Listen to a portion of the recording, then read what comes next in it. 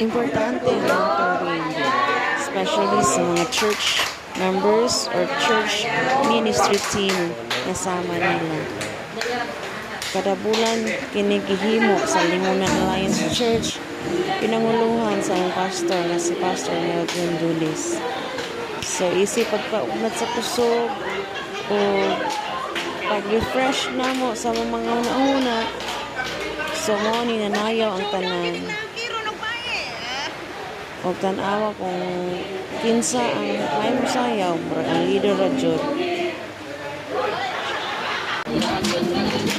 Iagi na lang sa katawa. Katawa. Sa mga murag pod o nanagpak.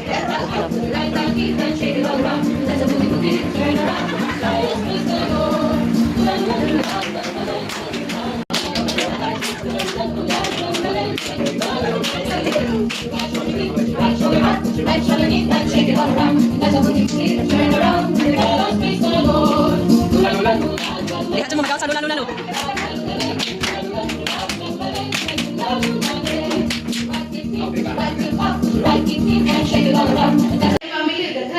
Buko lang.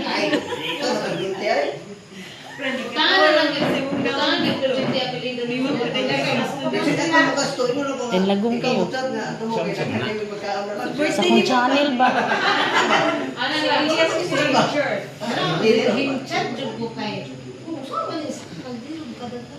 Ay, tago atiwing.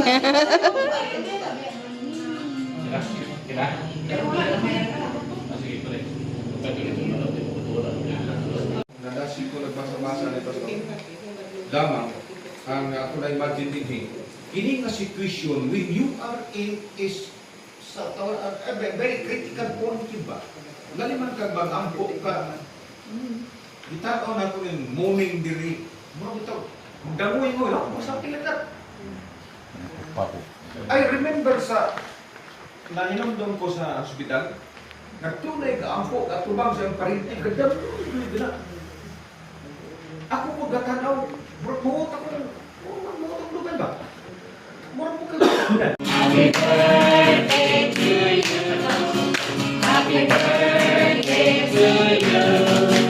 Happy birthday, happy birthday, happy birthday to you.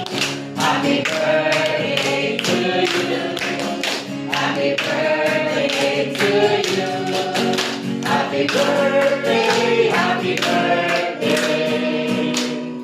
Happy birthday to you.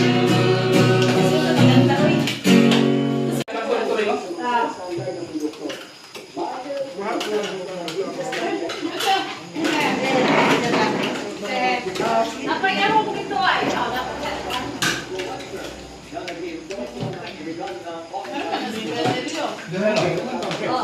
Wait lang, ano ako? Bisa mukha wala si Angking.